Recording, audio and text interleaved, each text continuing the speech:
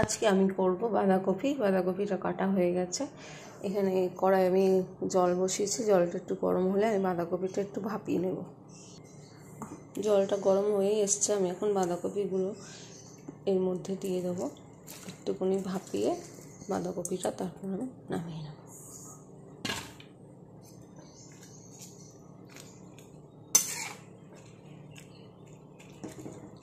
থাক, একটু ঢাকা দিয়ে দেবো আমি। এখন একটুখানি ফুটে এলেই আমি বাঁধাকপিটা নামিয়ে দেবো।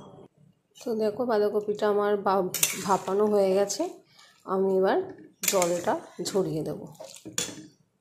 দেখো, আমি কড়াইটা গরম করতে বসিয়েছি। এবার এর মধ্যে আমি সর্ষের তেল দিয়ে দেবো।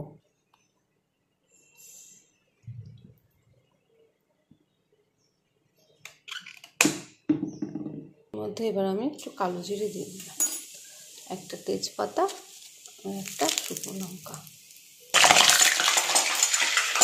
এর মধ্যে আমি এবার একটা তেজপাতা আর একটা শুকনো লঙ্কা দিয়ে দিয়েছি। এবার আমি আলুটা একটু ভেজে নেব। আলু আর এই টমেটো দিয়ে দিলাম।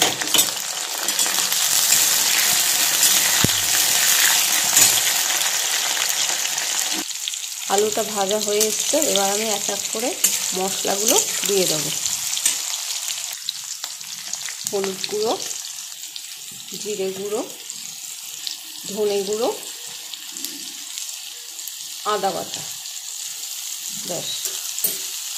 এবার আমি একটু সামান্য জল দিয়ে মশলাটা ভালো করে কষে নেব।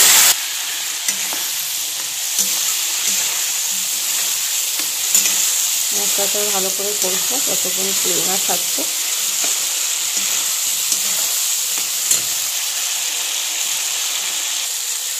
দেখো, আলুটা কষা হয়ে গেছে। এবার আমি ভাপানো বাঁধাকপিটা দিয়ে দেবো। এর মধ্যে ভাপানো বাঁধাকপিটা আমি দিয়ে দিলাম।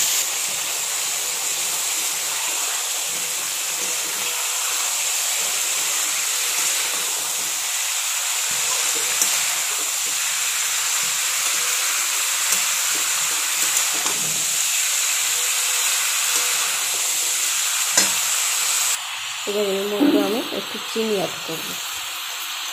দিতেও পারো, নাও দিতে পারো। এবার আমি স্বাদ মতো নুন দিয়ে দেবো।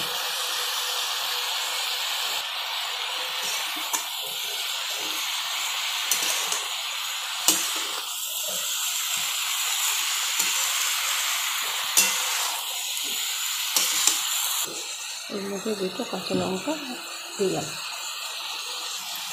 এবার আমি এর মধ্যে জল দিয়ে দিলাম সেদ্ধ হওয়ার জন্য।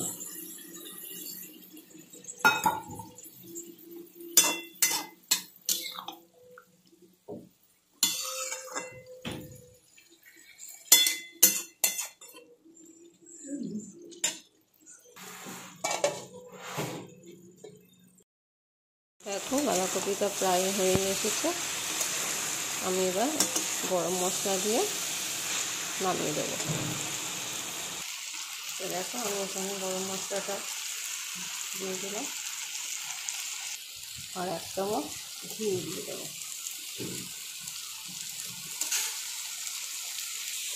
তো একটুখানি নেড়ে নিলাম। তো আমার বাঁধাকপি হয়ে গেছে। তোমরা এইভাবে বাড়িতে ট্রাই করতে পারো। সম্পূর্ণ নিরামিষ, ঘি গরম মশলা দিয়ে নিরামিষ বাঁধাকপি খুব ভালোই লাগে খেতে।